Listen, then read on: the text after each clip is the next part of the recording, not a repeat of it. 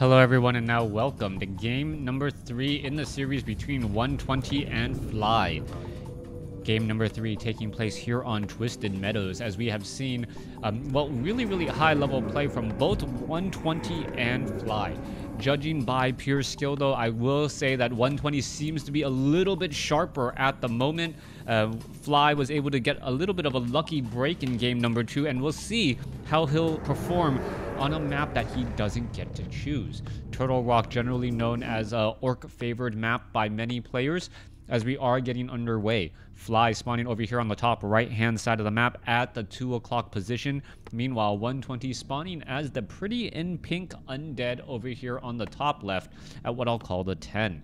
Now, Twisted Meadows is one of those maps that you can play in a multitude of ways. There are a lot of expansions. You can play expansion heavy, but there are also these red creep camps in the corner of the map. These red creep camps are generally very easy for undead players to take out.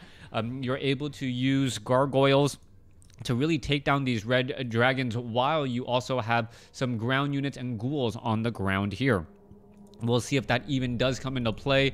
I would say it only affects about 10% of undead games while on Twisted Meadows. And when you do see that, it is a bit of a risk, as the undead players are caught out of position a little bit. And if the striking is at the right moment, well, undead being forced to burn a Scroll of Town portal to really get anywhere useful. Blade Master now wandering around looking for where his opponent exactly is not going to find them, as he now knows that his opponent is over here on the top left. You can take a look at the scouting path of the unit there, trying to figure out where his opponent is, and doesn't see the blight. Wait a second. I don't believe the orc actually saw his opponent at all. You see, there was a wind walk there, as the Blade Master now going to be trying to wander on inside here. All right, this could be potentially a problem. Damage already being dealt here. Acolytes moving back and forth every which way. You can see that the speed of that Blade Master drastically reduced right now, as the Acolytes are all trying to micro their way through and end up still mining. There is one Blade Master off over here. The Acolytes do have 180 hit points, and all the Death Knight needs to do is head over to the top corner, perhaps use a Dust of Appearance, and figure out where his opponent is. All right, there you go. You can see a little bit of damage being added. Windwalk Strike being used right there, but was it really worth it, as the Blade Master now down to 377. 120 aware that his opponent did not have healing salves, and knows that that is going to buy him a little bit of time by burning a death coil onto that Blade Master, knowing that he needs to return back home and at least pick up some healing salves before he retreats back. By the time that is done, the Halls of the Dead will be nearly completed, and with that said, that additional cold tower can actually split apart between the Blade Master and that Grunt, if the Grunt does try to join in on that fight. Coming back across here, Blade Master doesn't know that the Death Knight is creeping out to this creep camp with just some skeletal minions. We should be getting some Crypt Fiends here, and the Crypt Fiends should be walking their way down. Death Knight, importantly, does not yet have level 2. Without level 2, he is not going to be able to get that unholy aura that is so desperately needed. Now, damage, is it going to start to add up though, as Fly trying to get away? Death Knight now wandering back as well. Could get hit once or twice, as a low hit point skeleton minion does do a bit of backing off. All right, back and forth action continually. Grunts out onto the field. Crypt Fiends are right here. Grunts do deal very decent damage, but it is very difficult to get to a Crypt Fiend with their very long range. The damage on a Crypt Fiend is significantly slower than a Grunt in terms of attack speed, but because of that range and the fact that the Crypt Fiends fire in volleys, sometimes the focus fire does become a bit too much. Also, add in the fact that we should be going into slaughterhouses and obsidian statues to make sure that there is no spirit link. Those Crypt Fiends will really be able to do a lot of work focus firing down those units. All right, back over here on the top right, you see a Shadow Hunter now wandering its way out. Blade Master now heading back off to the north. Is not revealed and is already back up to full hit points. Blade Master is going to go after perhaps that low hit point Crypt Fiend, and does so just as the Blade Master tries to break Windwalk on the Crypt Fiend, but I didn't see the 40 bonus damage. Perhaps the Crypt Fiend dodged a bit of a bullet there, as the Windwalk came to an end just as the Blade Master decided to strike. Still, though, you see 120 in a bit of trouble. He is not leveled up at all. Meanwhile, the Shadow Hunter is now going to be leveling up with the remainder of those grunts. Blade Master normally wants to be at level 3 at this stage in the game, just because he'll be able to use level 2 Windwalk and try and control the creeping of the Death Knight and that Crypt Fiend. Once the Lich is out onto the field, where is there's no Lich yet? Oh, the Lich is not even being trained yet. 120, perhaps a little bit further behind than I initially thought, as the Rock Golem is about to get taken down. The Death Knight does not have a Death Coil onto that Rock Golem, but luckily for him, the Blade Master was not nearby. Bit of a lucky break right there, as the Death Knight does in fact get to level 2. We are upgrading the Black Citadel. No research or no training of that Lich just quite yet, so 120 will be significantly delayed because of the lack of frost armor. This is going to give a good amount of time to the Orc player. Blade Master of Fly and the Shadow Hunter of Fly will both be able to get to level 2, picking up a Robe of Magi. Blade Master should transfer that off to the Shadow Hunter momentarily, as you see both of those heroes get to level 2 just right now. Healing salves should be going around, as well as the Blade Master is absorbing a bit of damage. Raider is now joining up, as well as the Blade Master. Well, Skeletal Minion could disrupt a bit of healing. Low hit point grunts purposely backed off there. You want to say hi? Hi. No more TV for right now, okay, Arya? Okay, go watch part 2. Go watch part 2. Forces are under attack. All right, back off to the north here. Blade Master could try and cause a bit of disruption here. Death Knight is still trying to do a bit of creeping, as the Lich is just now being added. It looks like the Tomb of Relics will be selling that Orb of Corruption just as the Black Citadel is nearing completion. However, Fly is doing a great job here on Twisted Meadows. If the Shadow Hunter, who now has 375 mana, can maintain that Blade Master, things are going to be very much on the up and up. However, we are going to Fortress. We should be looking at a Tauren Chieftain, and are we going to be looking at Banshees?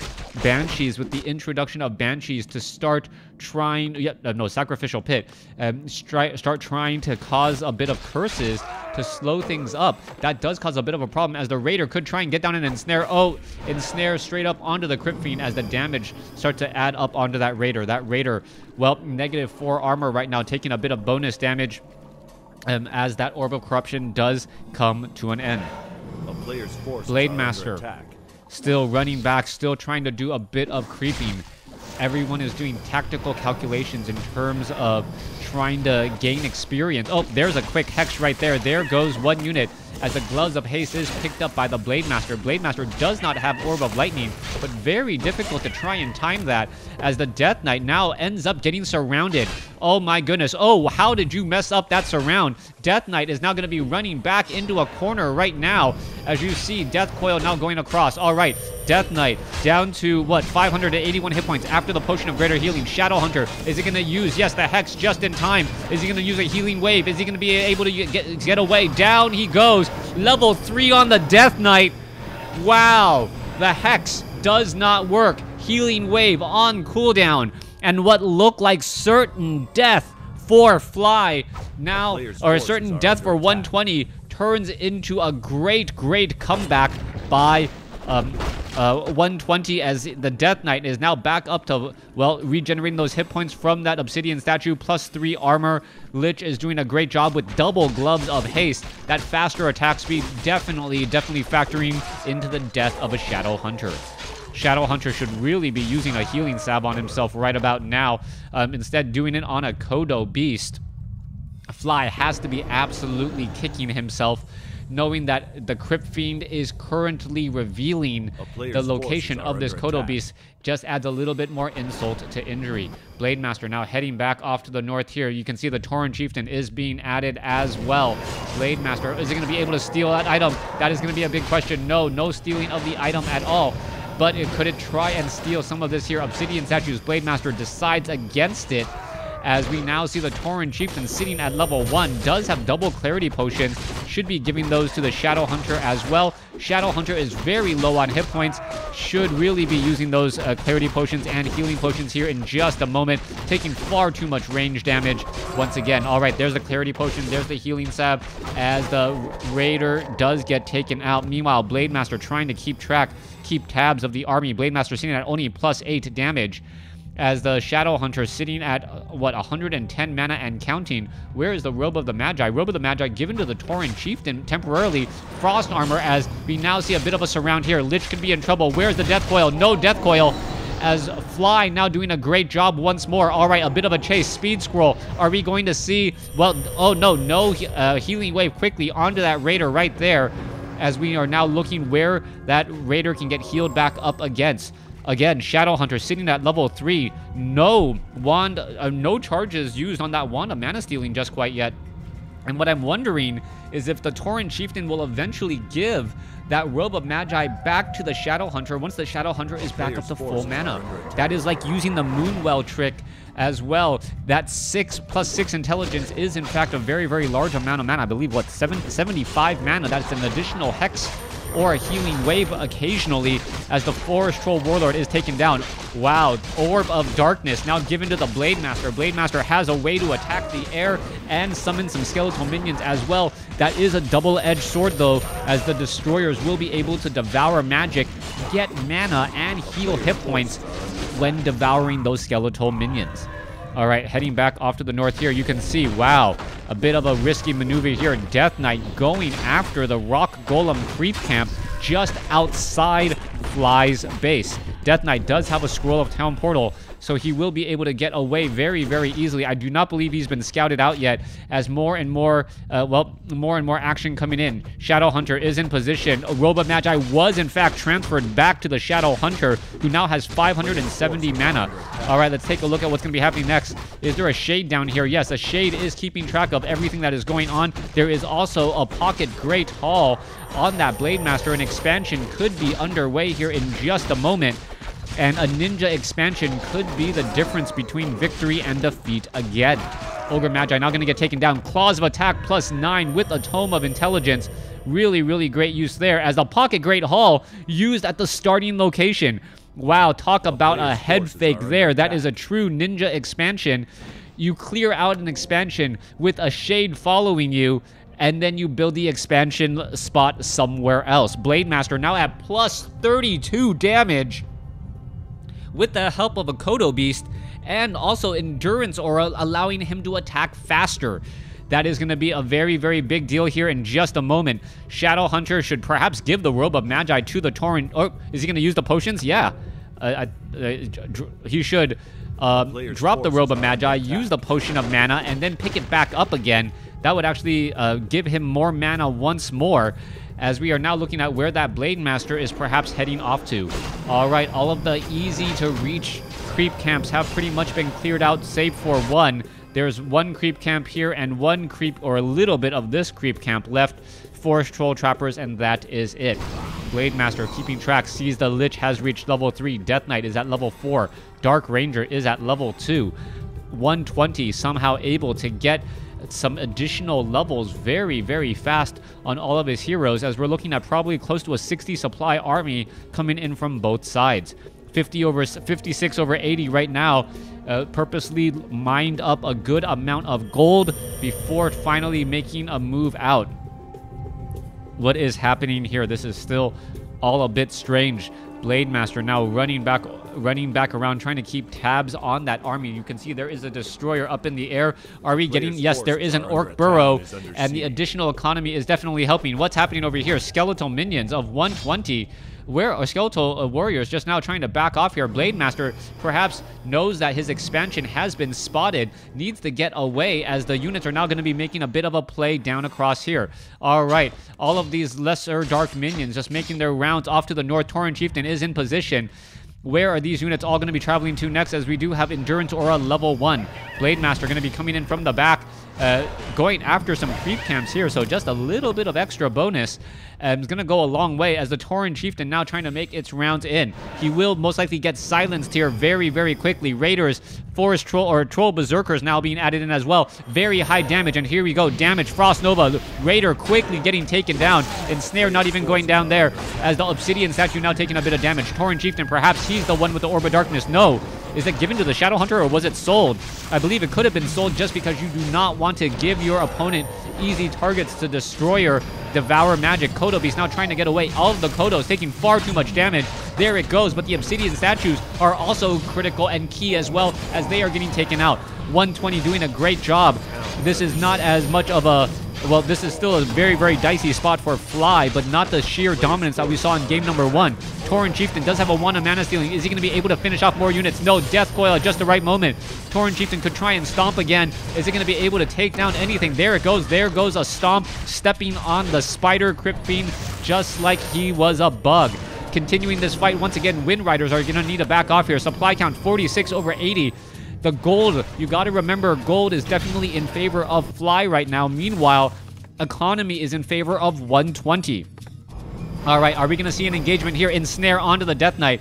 Do not want to leave that unit behind. That is going to buy a little bit more gold, and that is pretty much all you're doing right now. You are trying to delay this fight so that your economic advantage starts to give you more and more. You know that your opponent has vast superior army than you, so all you can really hope to do is try and bait them to fight around longer. Blade Master now trying to catch up again. Is it going to be able to take down, ensnare onto a Destroyer? Destroyer, a very important target again, as the Tauren Chieftain still wandering around. One of mana stealing perhaps taken from the Lich. Where is the Shadow Hunter? Shadow Hunter is in the back line, still has plenty of mana. Perhaps should be using a Clarity Potion as the Tauren Chieftain could try and get in a Stomp here in just a moment. There's a Stomp hitting a lot of units. Still fighting their way through. Blade Master does not have the crazy damage since he is not yet at level 4. Needs to get level 4 for level 2 critical strike, and all of a sudden things will change. Tauren Chieftain stompy stomp again, hitting those spiders as level 3 now on the Dark Ranger. Continuing the fight, level 4 now on the Blade Master. Blade Master with plenty of health, trying to finish off units. Crypt Fiend could get taken down. 142 critical strike. What happened to level 2 critical strike there, as we are going to be looking at a Crypt Fiend getting taken out again. All of that just so Fly still has the economic advantage. 45 over 80 supply compared to 53 over 70. Smaller army definitely by Fly. Will he be able to recover in time? Clarity Potion used again. Dropping all of these items. Gonna try and heal back up. Clarity Potion on the Tauren Chieftain. Those stomps have been coming in fast and furiously. Blade Master does not have enough mana for a second Windwalk. That is going to be a problem. Is he going to buy the Dust of Appearance? No, buys the Potion of Lesser Invulnerability. Going after the Death Knight. Death Knight now in trouble. Is he going to be able to get away? Down to 160 or 275 hit points. Continuing the fight here. Going after the Obsidian Statues now. Obsidian Statue taking a 189 critical strike. Could be in trouble. Now being forced to run away again, as any damage now is good damage. Ghouls still wandering back around here. You can see skeletal minions are trying to, well, to put short work here as the Tauren Chieftain does show back up to the party there. Another skeletal minion taken out once again. Kodo Beast is in trouble. Is he going to be able to get away? All right, looks like he is wandering back down to 820 hit points. That piercing damage really adds up very, very quickly as the Tauren Chieftain now leads for the fight. 120 is in serious trouble. He needs to somehow neutralize this economic advantage. Fly doing a great job. Are we going to see a stomp here? There's the, well, no stomp yet. -3 armor as the Tauren Chieftain is taking far too much damage. Blade Master now going to try and engage. Are we going to see a stomp? No. Abomination getting eaten. Kodo Beast, no speed scroll. Units trying to run away. Is it going to be able to get away? It is now down to 89, 34 hit points. Crypt Fiend finally gets the killing blow there, but at what cost? The Abomination was lost for quite some time. Blade Master now looking to finish off the Lich. Lich, Potion of Invulnerability. Big stomp going across the board, but not enough mana now for the Tauren Chieftain. Blade Master going to continue to fight here. Death Coil saving the Lich again. Dark Ranger has fallen at level 3. Death Knight looked to be using a Death Pack in order to stay alive again, as the Kodo Beast trying to just run away. Let him eat his skeleton down to 61 hit points. Continuing this fight now, Raiders going after the obsidian statues, trying to win out this fight. And if this does end up falling for 120, the economic advantage for Fly was just going to be far too much. As the fight comes to an end, heroes are lost. There goes an ensnare. Oh, a quick hex onto the Death Knight. Death Knight falls, and that will pretty much be it. Blade Master survives, uses a potion of healing, still had a potion of lesser invulnerability, as Fly comes back and wins the series 2-1. Thanks for watching. Thanks for listening. Hope you guys enjoyed it.